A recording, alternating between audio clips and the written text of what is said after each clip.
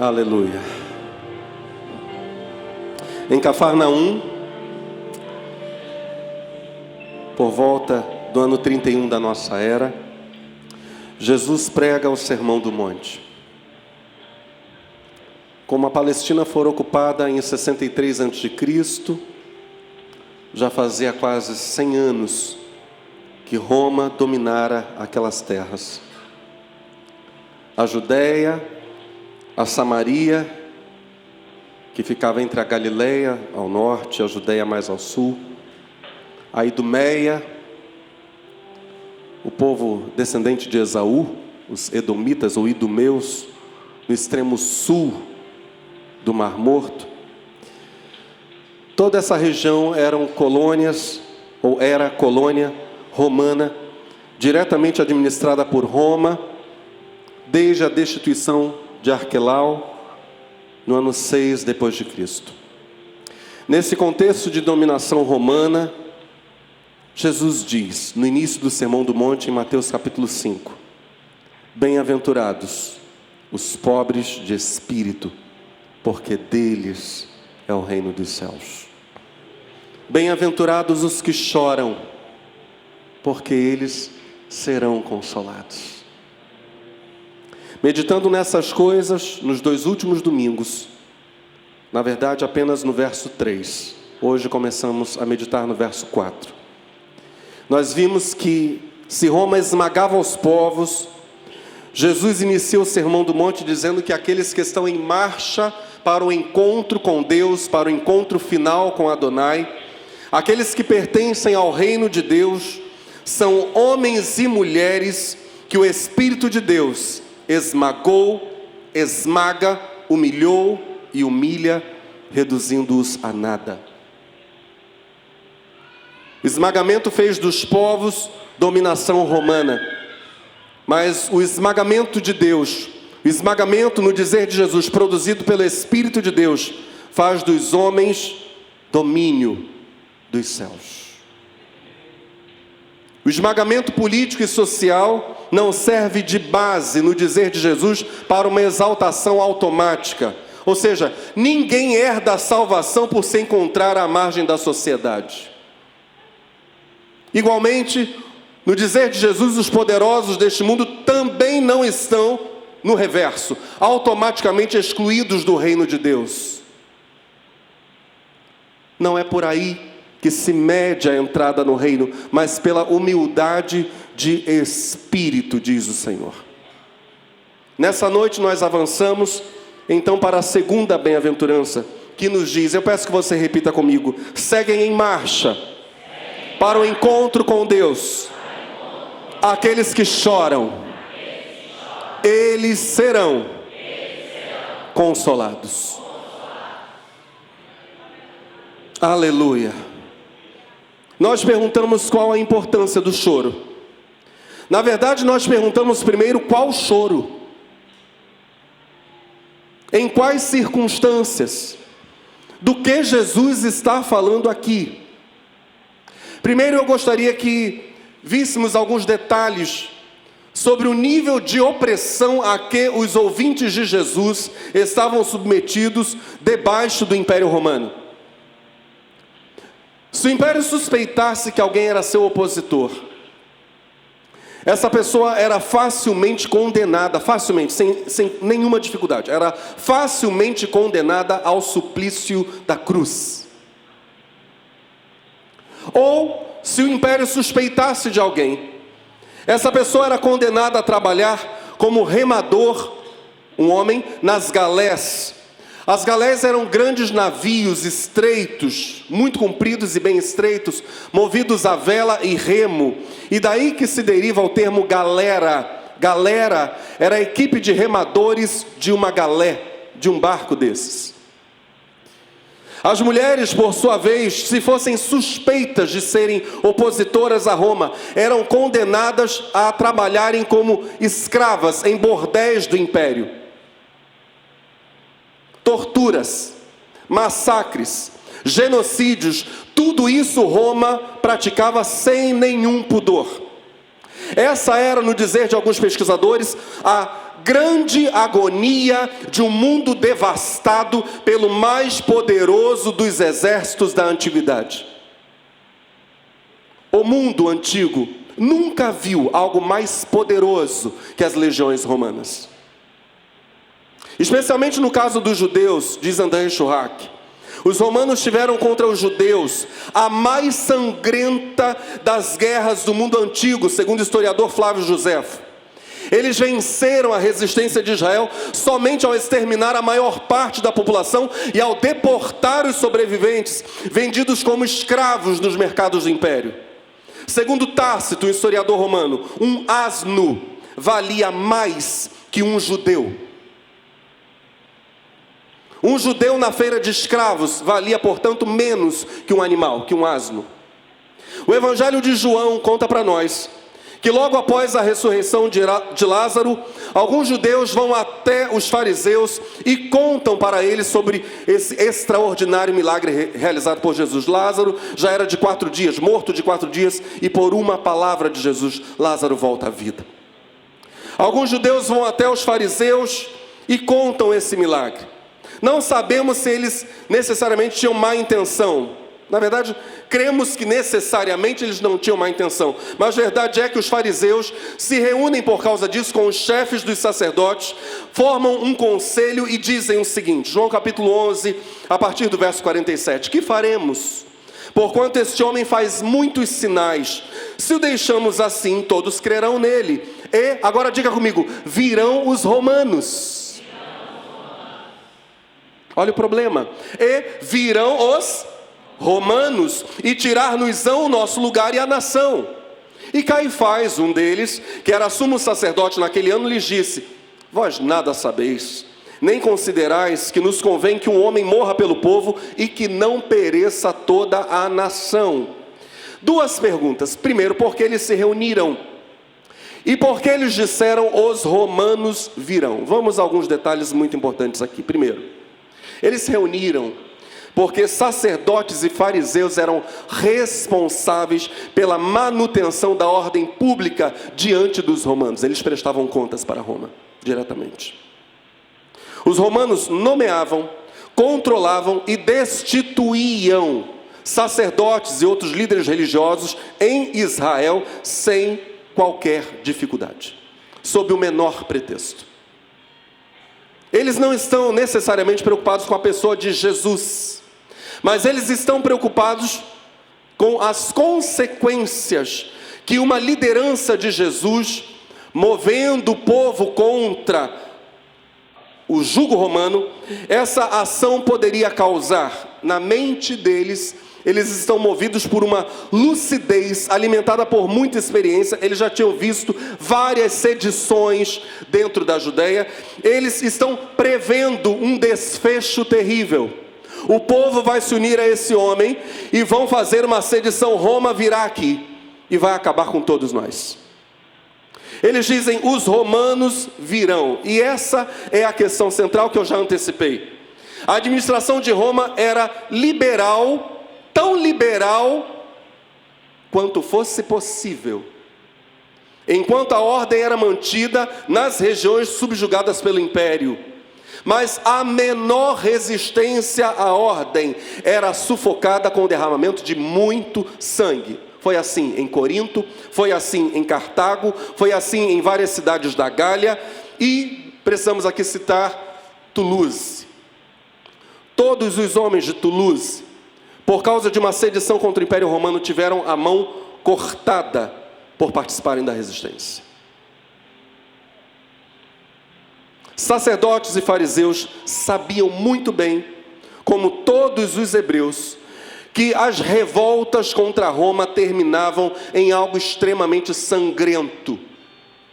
Judas o Galileu tinha sido reprimido por Roma violentamente quando Jesus tinha menos de 10 anos de idade. Judas o Galileu foi contemporâneo de Cristo. Ao menor alerta, conta-nos André Schurach, reforços eram enviados da cidade de Damasco, onde ficava a 10ª legião romana, e então os massacres se impunham sobre os territórios ocupados. A gente está falando aqui de algo muito próximo da Judéia, né? Bem, esses detalhes apontam para nós, por fato de que, preste muita atenção, os povos dominados por Roma sabiam muito bem o que era chorar. Todos sabiam. Quando Jesus diz, bem-aventurados os que choram, ou estão em marcha para o encontro com Adonai, os que choram, todos sabiam muito bem o que era chorar por causa de luto, o que era chorar por causa de tributos pesados, o que era chorar por causa de escravidão, de servidão e de abuso. Todos sabiam.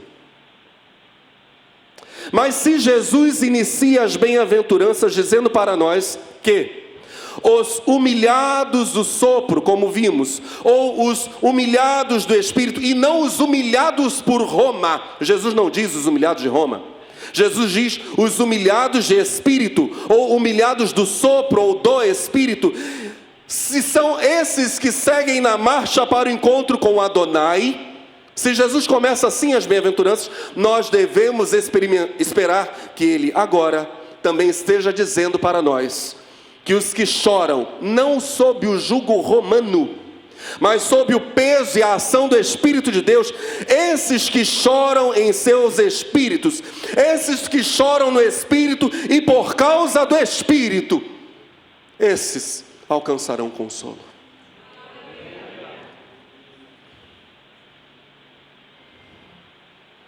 Jesus continua no mesmo discurso, é o mesmo sermão.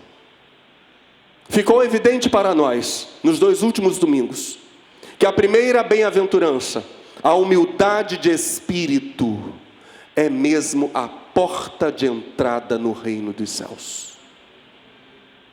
Jesus não começa por ela sem motivo, porque ela é o início. Quem quiser entrar pela porta, a porta da salvação, prostre-se. Os humildes de espírito. A humildade de espírito é a base, então, do choro, acerca do qual no verso 4 Jesus está falando. Estamos juntos? Dito de outra forma, o choro é consequência da humildade de espírito. O choro será aqui consequência da contemplação de Deus e da dependência de Deus. É choro, quando a gente fala de dependência, é choro diante desse único ser, poderosíssimo, sapientíssimo e amorosíssimo. É choro diante desse único ser que possui todas as respostas e toda consolação.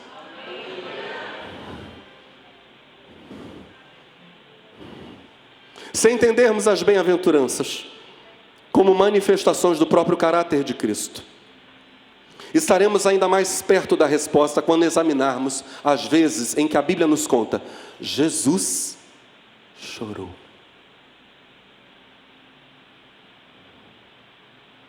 Pedro escreveu em 1 de Pedro capítulo 4, versos 12 e 13: queridos amigos, não estranhem o fogo ardente que surge no meio de vocês, destinado a prová-los, como se alguma coisa extraordinária estivesse acontecendo. Pelo contrário, alegrem-se, na medida em que vocês estão participando, diga comigo, dos sofrimentos de Cristo.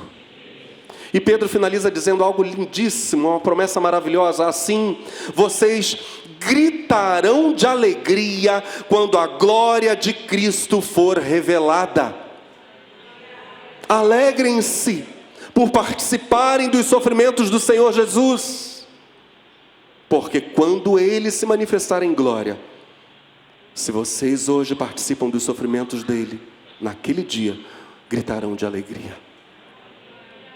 Participarmos dos sofrimentos de Cristo, como disse o apóstolo Pedro, em 1 de Pedro 4, 12 e 13, que acabamos de ler, será parcialmente então, à luz do sermão do monte, chorar. Participar dos sofrimentos de Cristo, então, à luz do sermão do monte, parcialmente será pelo menos isto: chorar, pelos mesmos motivos que fizeram Jesus Cristo chorar. E é claro, esse certamente será um choro que encontrará consolo. Chorarmos pelos mesmos motivos que fizeram Jesus Cristo chorar.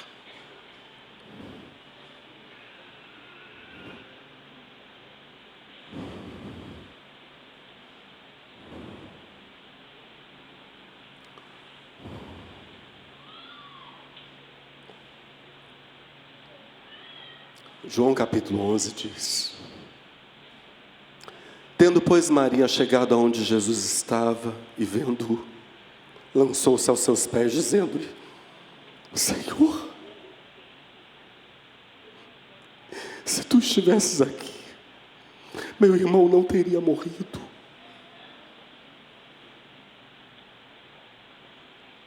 Jesus, pois, quando a viu chorar, e também chorando os judeus que com ela vinham, moveu-se muito em espírito e perturbou-se. E disse: onde o pusestes? Disseram-lhe: Senhor, vem ver. Jesus chorou. O verbo grego aqui é dakruo. Jesus chorou. Disseram, pois, os judeus: vede como o amava. O texto nos dá alguns elementos fundamentais aqui. Primeiro, o texto nos diz que Jesus moveu-se muito em espírito. Diga, moveu-se muito. O texto está dizendo que Jesus estremece debaixo do Espírito de Deus, sob o sopro. Ele estremece. O grego utiliza embrimessato, do grego embrimaiomai, dizendo para nós que Jesus se comoveu com as emoções mais profundas ao ponto de bufar com a expressão de ira. Esse tremor de Jesus, alguém está fazendo isso aqui. É esta cena que os judeus veem. Por causa disso, o seu corpo está se sacudindo. Ataraxen, de tarasso. E a força de dakruo que eu citei para vocês é: Jesus desata a chorar, ele rompe em lágrimas. Então ele bufa com ira e chora. Chora com uma intensidade tão violenta que os judeus olham aquela cena e dizem: meu Deus, ele amava muito Lázaro. Lightfoot, um teólogo, vai dizer para nós o seguinte: Cristo agora voluntária e deliberadamente aceita e torna sua a emoção e a experiência da qual é seu propósito libertar os homens. Ele assume em seu coração toda a dor que está à sua volta. Em uma frase, esse choro de Jesus, acompanhado de um tremor, de um acesso de ira, de tremor e de um choro profundo. Em uma frase, essa reação de Jesus está dizendo para nós o seguinte: oh Deus, como é triste que tenha sido necessário que isso acontecesse.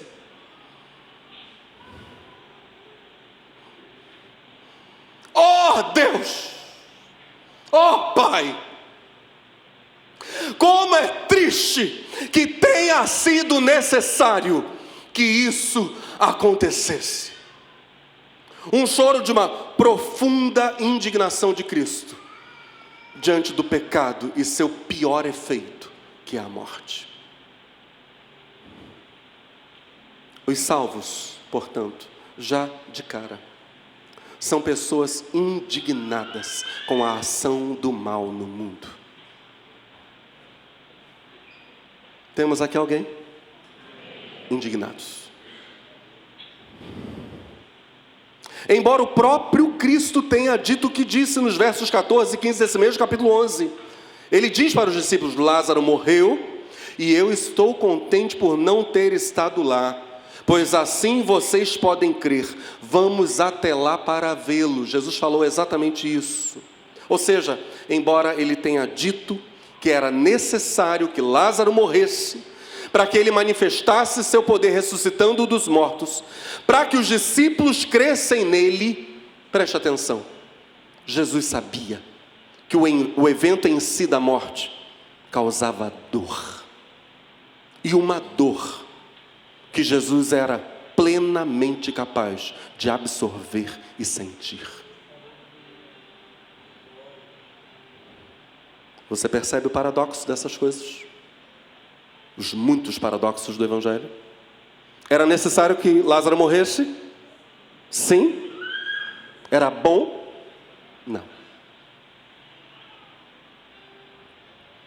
Há uma solidariedade espiritual aqui.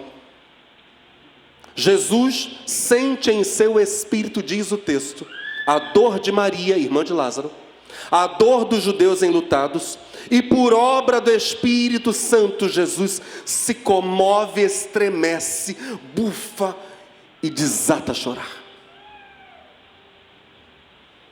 Aqueles que seguem em marcha rumo a Adonai, choram em seu espírito, choram movidos pelo Espírito.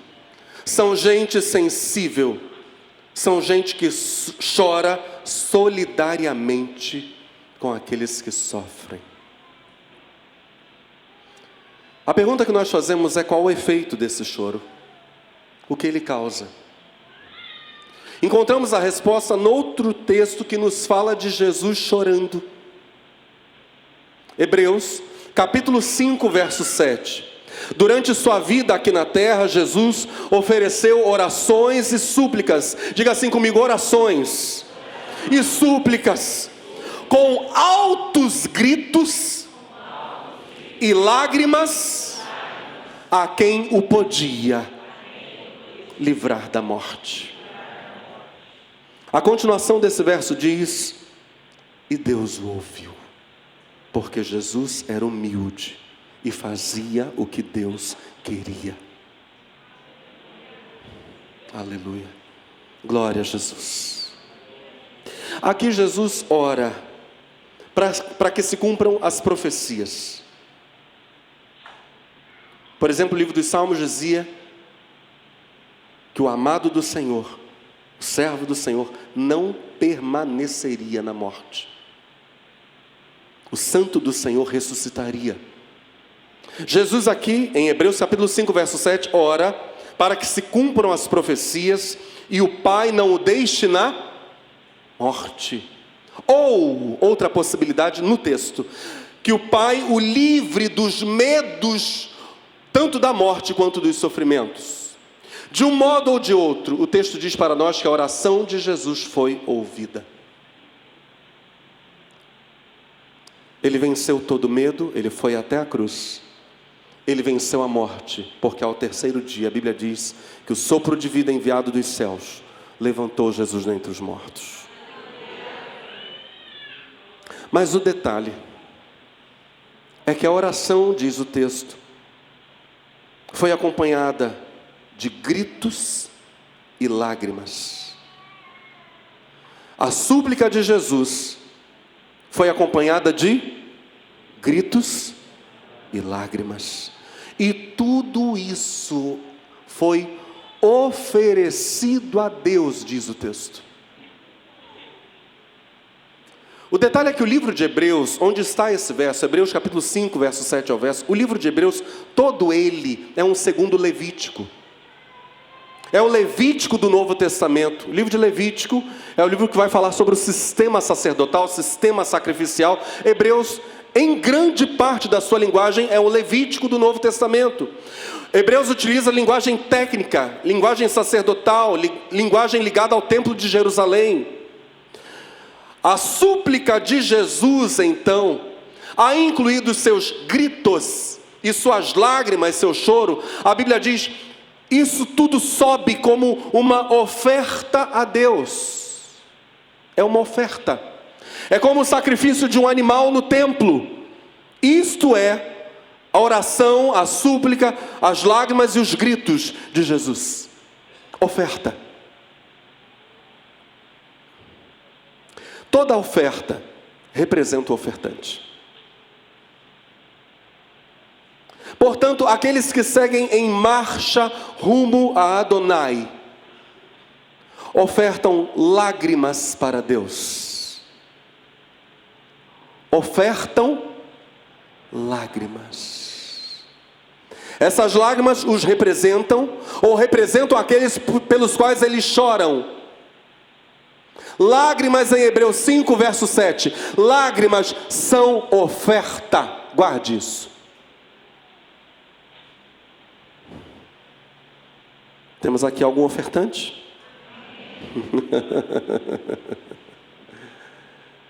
Aleluia.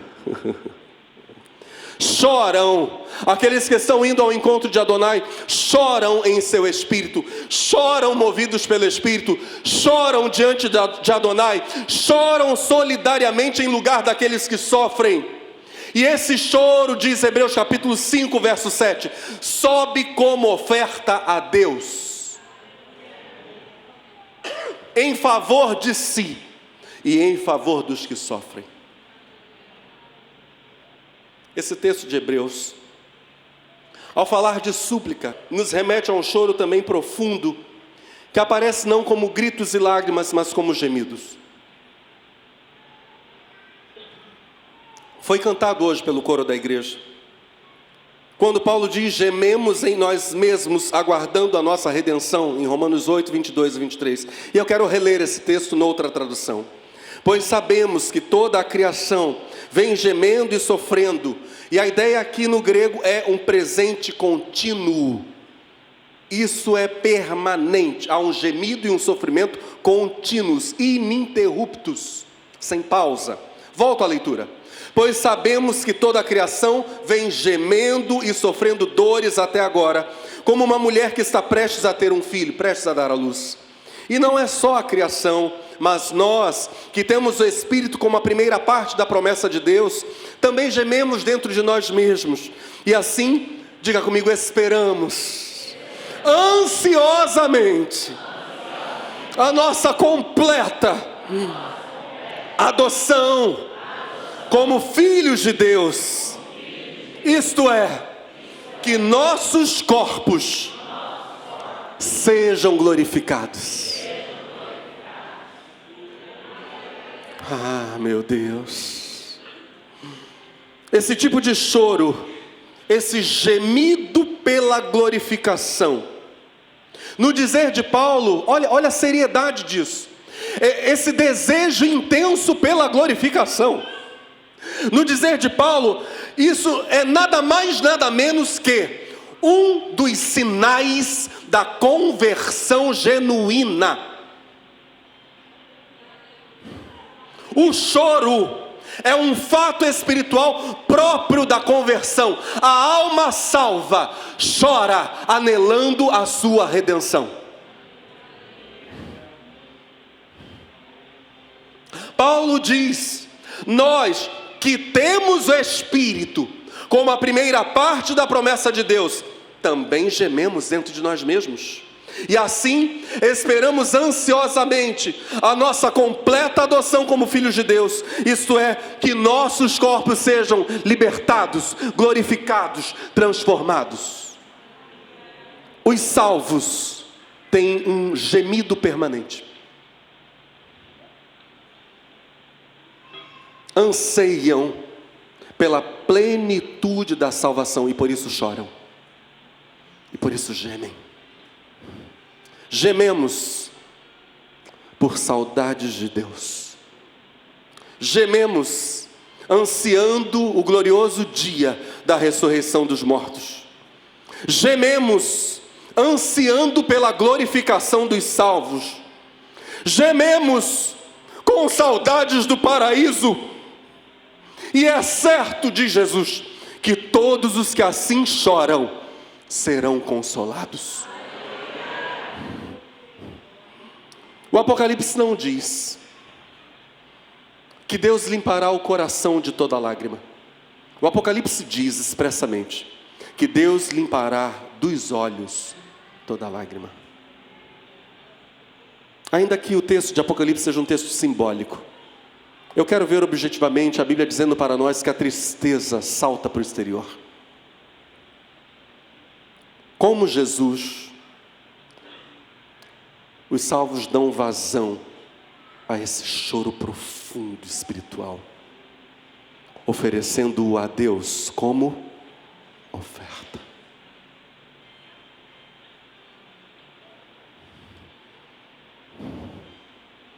Eles deixam esse rio fluir.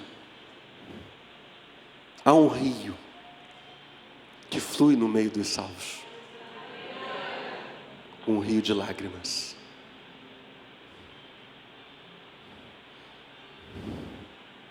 E ele flui, preste muita atenção, como um rio que vem de Deus e que para Deus retorna.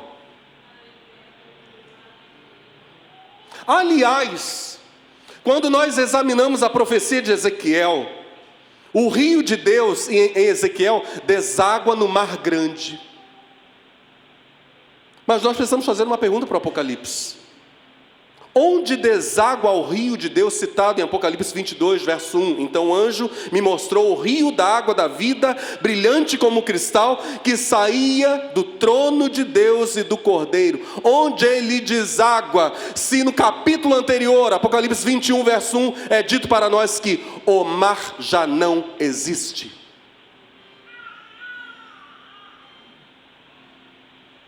As lágrimas dos salvos, o rio de Deus, vem de Deus e para Deus retorna.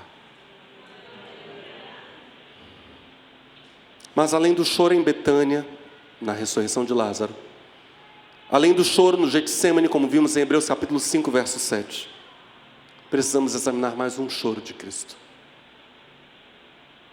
Aliás, a Bíblia só cita esses 3 choros de Jesus. O choro de Cristo em Jerusalém. Lucas capítulo 19, verso 35. Então levaram o jumentinho a Jesus, puseram as suas capas em cima do animal e ajudaram Jesus a montá-lo. Enquanto Jesus seguia, as pessoas estendiam suas capas pelo caminho. Eu gostaria que você visualizasse essa cena. É uma grande festa agora na entrada de Jerusalém.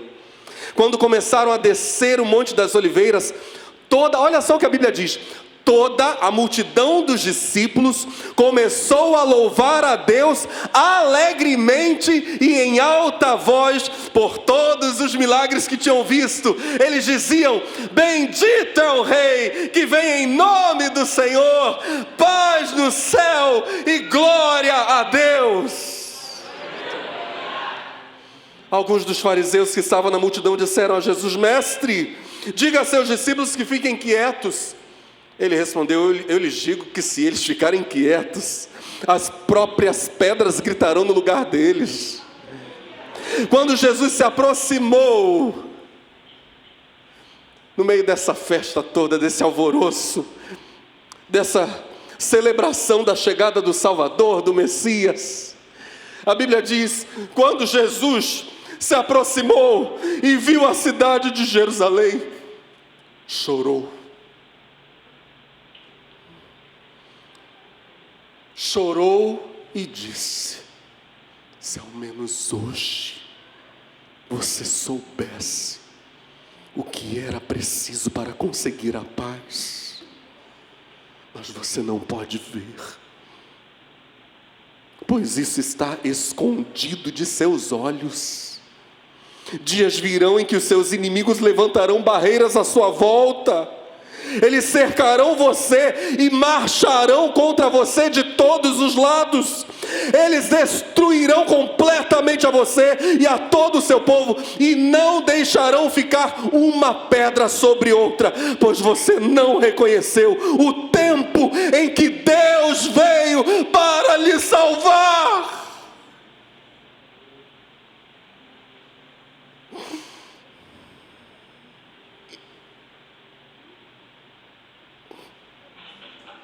Eis o choro do Senhor na cadeia histórica do ministério profético. Por diversas vezes os profetas em Israel choraram e disseram para Israel: volta para o Senhor. O Senhor escolheu você, povo eleito. Volta. Jesus está fazendo esse mesmo choro Geração após geração, Israel foi chamada para perto de Adonai, mas muitos, ao ouvirem o chamado, simplesmente se afastaram dele. Preste atenção! Você está sendo chamado hoje. Ouça!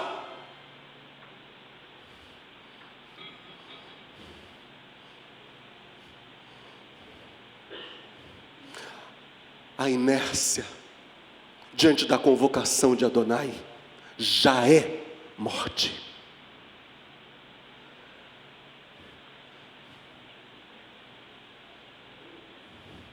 Adonai nos chama e diz: vocês são meus filhos. Não são filhos de outro pai. Não há nenhum Deus além de mim, ele diz.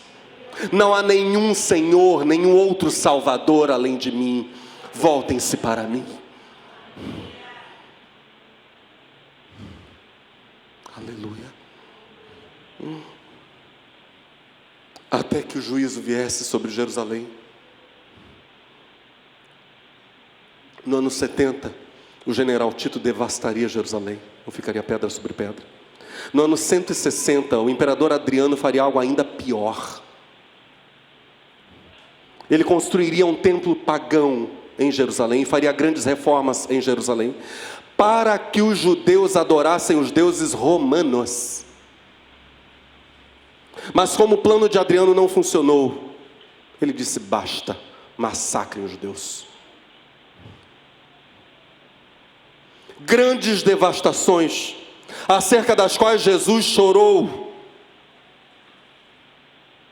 A pergunta que nós fazemos é: até que o juízo venha sobre um homem endurecido, sobre uma mulher endurecida, empedernida pelo pecado, até que o juízo venha, o que merece um condenado?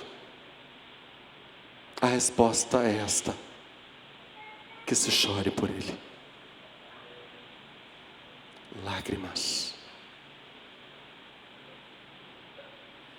Não há sequer um único homem de Deus, uma única mulher verdadeiramente de Deus, que não derrame lágrimas por seu povo.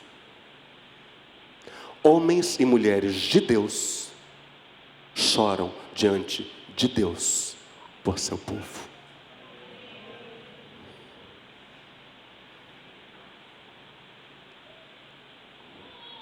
Paulo conta em 2 Coríntios capítulo 2, que ele chorou intensamente enquanto escrevia a primeira carta aos Coríntios, que eram seus filhos na fé. E ele diz que está escrevendo e chorando. Paulo diz isso categoricamente. O motivo nós encontramos na primeira carta, porque o teor da carta, o teor mais crítico da carta é justamente quando Paulo pede que eles não concordem com o pecado, uma situação terrível lá de adultério, que eles não concordem com o pecado, disciplinem o infrator. Mas Paulo não escreve isso rindo, Paulo escreve chorando. Ele diz em 2 Coríntios capítulo 1, contando em que circunstância escreveu a primeira carta, o seguinte: então decidi que na minha próxima visita não iria entristecê-los outra vez, pois se eu entristeço a vocês, então quem vai me alegrar? Somente vocês, a quem tenho entristecido. Foi por isso que eu lhes escrevi aquela carta, para que quando eu for aí, não seja entristecido pelas pessoas que deveriam me alegrar. Ou seja, eu escrevi aquela carta para que vocês se arrependessem, mudassem de atitude, a bênção do Senhor viesse sobre vocês, e eu não tivesse que, chegando aí, repreendê-los. Mas eu queria apenas, ao chegar, me alegrar com vocês. Volto à leitura. Volto para o verso 3. Foi por isso que eu lhes escrevi aquela carta, para que quando eu for aí, não seja entristecido pelas pessoas que deveriam me alegrar, pois eu confiava em todos vocês, e tinha certeza de que vocês tomariam parte na minha alegria. Eu escrevi para vocês com o coração cheio de preocupação e tristeza, e com muitas lágrimas. Porém não escrevi para entristecê-los, mas para que soubessem o quanto eu os amo. Eu escrevi porque vocês têm um chamado de Deus. Quantos aqui estão ouvindo um chamado? Eu escrevi para que, por causa do chamado de Deus para a vida de vocês vocês vivam a boa, perfeita e agradável vontade de Deus.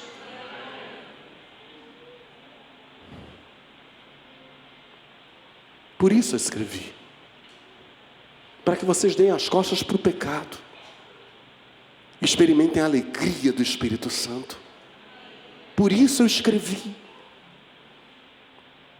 Se na humildade de espírito citada na primeira bem-aventurança os homens se tornam aptos a serem vazios ou esvaziados de si mesmos, descobrem o seu nada, a sua incapacidade de se salvarem, a sua incapacidade por si sós viverem os planos perfeitos de Deus. Se na primeira bem-aventurança os homens se tornam aptos a serem vazios de si mesmos, na segunda bem-aventurança, enquanto os homens já estão chorando, o enchimento de Deus na vida desses homens já começou. O choro é um sinal na vida do salvo de que ele está transbordando, diga comigo, de amor por Deus e pelas pessoas.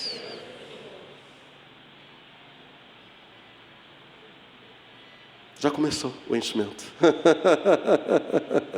Aleluia. Já começou. O salvo, esse que chora pelo Espírito, que chora diante de Deus, que chora gemendo pela adoção como filho, como filha, pela redenção do seu corpo, que chora pelas pessoas, sentindo suas dores, lamentando o fato de elas estarem perdidas. O salvo está transbordando do amor de Deus. Mas esse choro pode ser abafado. Para isso estão aí os entretenimentos, muitas vezes. Esse choro pode ser abafado pela falsa ideia de que a aparência de felicidade atrai pessoas a Cristo. Olha o que eu acabei de falar.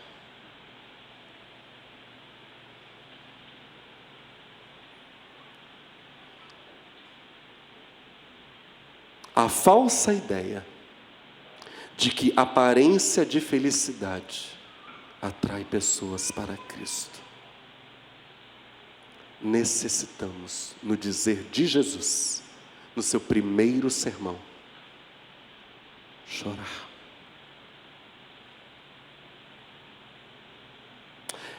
Preciso contar para vocês uma história singela, real, que foi contada pelo nosso querido, saudoso, sul-coreano, pastor Paul Yong-cho. No início do seu livro, A Quarta Dimensão. Esse é o relato, bem, não vou dar spoiler não, de algo belíssimo. Paul Yong-cho, para quem não ouviu esse nome, foi por muito tempo pastor da maior igreja, não apenas evangélica, mas igreja do mundo. Recentemente a igreja de Yoido estava com igreja local, com 800 mil membros. Mas Paul Yong-cho vai contar sua história. No caos que se seguiu ao conflito da Coreia, encontrei-me entre os que lutavam pela sobrevivência. É o próprio Paul Yong-cho quem está dizendo isso. Pobre, mas persistente, trabalhava em vários empregos por dia. Certa tarde estava dando uma aula particular. Subitamente, senti alguma coisa fluindo de meu peito. Minha boca parecia cheia. Pensei que iria sufocar. Abri a boca e o sangue começou a escorrer. Tentei estancar a hemorragia, mas o sangue continuava a jorrar pelo nariz e pela boca. Logo meu estômago e peito encheram-se de sangue. Completamente enfraquecido, desmaiei. Ao recuperar a consciência, tudo parecia rodar. Trêmulo, mal consegui voltar para casa. Eu tinha 19 anos de idade e estava morrendo. Assustados, meus pais imediatamente venderam parte de seus bens a fim de levar-me a um bom hospital para tratamento. Os médicos fizeram exames cuidadosos. Diagnóstico: tuberculose incurável. Ao ouvir essa declaração, compreendi o quanto eu desejava viver. Minhas futuras aspirações acabariam antes de eu ter tido a chance de começar a viver. Eu vou pedir para o meu filho Nicolas, que tem 19 anos, ficar de pé, por favor. Imagine um jovem nessa idade. Pode virar para o auditório, filho, por favor? Obrigado. Lindão, meu filho, né? Imagine um jovem nessa idade estar morrendo de tuberculose. Desesperado, voltei-me para o médico que dera o diagnóstico sombrio. Doutor, implorei, não há nada que o Senhor possa fazer por mim? Sua resposta muitas vezes ressoaria em minha mente. Não. Esse tipo de tuberculose é muito rara. Espalha-se tão rapidamente que não há jeito de contê-la. Você tem 3, no máximo 4 meses de vida. Vá para casa, jovem. Coma tudo o que desejar e dê adeus a seus amigos.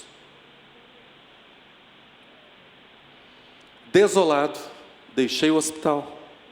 Passei por centenas de refugiados nas ruas e me identifiquei com eles. Sentia-me totalmente só. Eu era um dos que não tinha esperança. Voltei para casa num estado mental de total confusão. Pronto para morrer, pendurei um calendário de 3 meses na parede. Por ter sido criado no budismo, orava diariamente para que Buda me ajudasse. Nenhuma esperança resultava disso, e a cada dia que passava, eu ficava pior. Percebendo que meu tempo de vida se encurtava, desisti da fé em Buda. Foi então que comecei a clamar ao Deus desconhecido. Mal sabia eu do grande impacto que sua resposta teria sobre minha vida. Alguns dias mais tarde, uma garota da escola veio visitar-me e começou a falar de Jesus Cristo. Contou-me do nascimento virginal de Jesus, de sua morte na cruz, de sua ressurreição e da salvação mediante a graça. Essas histórias pareciam não fazer sentido para mim. Não aceitava o que ela dizia, nem prestava muita atenção a essa jovem ignorante. Quando ela foi embora, o único sentimento que tive foi de alívio. Mas no dia seguinte, ela voltou. Voltou várias vezes. E toda vez me perturbava com as histórias a respeito do Deus homem Jesus Cristo. Depois de mais de uma semana de visitas, fiquei muito agitado e a repreendi asperamente. Ela não saiu correndo envergonhada, nem reagiu com raiva. Simplesmente se ajoelhou e começou a orar por mim. Grandes gotas de lágrimas escorriam pela sua face, refletindo uma compaixão estranha a minhas filosofias e rituais budistas, bem organizados e estéreis. Ao ver suas lágrimas, meu coração ficou profundamente tocado. Vi algo diferente naquela garota. Ela não recitava histórias religiosas para mim, e sim vivia a sua fé. Por intermédio de seu amor e lágrimas, pude sentir a presença de Deus. Moça, implorei, por favor, não chore. Sinto muito. Agora reconheço seu amor cristão. Já que estou morrendo, vou me tornar cristão por você. Sua reação foi instantânea. Seu rosto iluminou-se e ela louvou a Deus. Apertando minhas mãos, deu-me sua Bíblia. Examine a Bíblia, instruiu ela. Se a ler fielmente, encontrará palavras de vida. Essa era a primeira vez em minha vida que eu tinha nas mãos uma Bíblia. Lutando com esforço para respirar, abria no livro de Gênesis. Ela sorriu, abrindo a Bíblia no Evangelho de Mateus. Ela disse: o Senhor está tão doente, que se começar em Gênesis, acho que não durará o tempo suficiente para terminar o Apocalipse. Se começar com o Evangelho de Mateus, acho que você vai ter tempo de terminar. E Poyong Cho diz: eu esperava encontrar profundos ensinamentos morais e filosóficos, mas o que lhe chocou-me: Abraão gerou a Isaac, Isaac a Jacó, Jacó a Judá e a seus irmãos. Eu me senti ridículo, fechei a Bíblia dizendo: moça, eu não vou ler essa Bíblia, é só a história de um indivíduo que gera o outro, eu preferiria ler uma lista telefônica, moça. E ela disse: o Senhor não reconhece esses nomes agora, mas à medida que continuar a leitura, terão significado especial para a sua vida. Encorajado, comecei a ler a Bíblia de novo. Ao ler, não encontrei filosofias, teorias sistematizadas, ciência médica, nem quaisquer rituais religiosos. Encontrei, porém, um tema marcante. Ele estava lendo o Novo Testamento, né? A Bíblia constantemente falava a respeito de Jesus Cristo, o Filho de Deus. Aí Poyong Cho vai ler todo o Novo Testamento. Depois de ler todo o Novo Testamento, ele diz: convencido de que Cristo Jesus estava vivo e movido pela vitalidade de seu ministério, eu me ajoelhei. Pedi que Cristo entrasse em meu coração e me salvasse, que me curasse e me livrasse da morte. Instantaneamente a alegria da salvação e a paz do perdão de Cristo me envolveram. Eu sabia que estava salvo. Eu fiquei cheio do Espírito Santo, olha só, acabou de se converter. Fiquei cheio do Espírito Santo, me levantei e dei um grito: glória seja dada ao Senhor! Desse momento em diante, li a Bíblia como quem morrendo de fome devora a sua comida. A Bíblia provia fundamento para toda a fé que eu necessitava. Apesar do prognóstico e dos antigos sentimentos de medo, logo fiquei sabendo que eu iria viver. Em vez de morrer dentro de 3 meses, levantei-me do leito da morte em 6.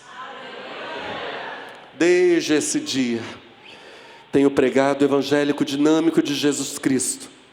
A garota, cujo nome jamais vinha a saber, era da mesma escola, mas certamente não era da mesma turma, ensinou-me o nome mais precioso que eu já conheci. Vamos dar um aplauso ao Senhor? Aleluia! Aleluia! Oh, Jesus maravilhoso! A jovem cristã chorou diante do jovem budista, chorou por ele diante de Deus. Suas lágrimas tocaram o coração de Deus, suas lágrimas quebraram o coração de Poyong Cho. Poyong Cho, que foi um dos maiores pastores do século XX e do século XXI até agora. Poyong Cho foi filho dessas lágrimas.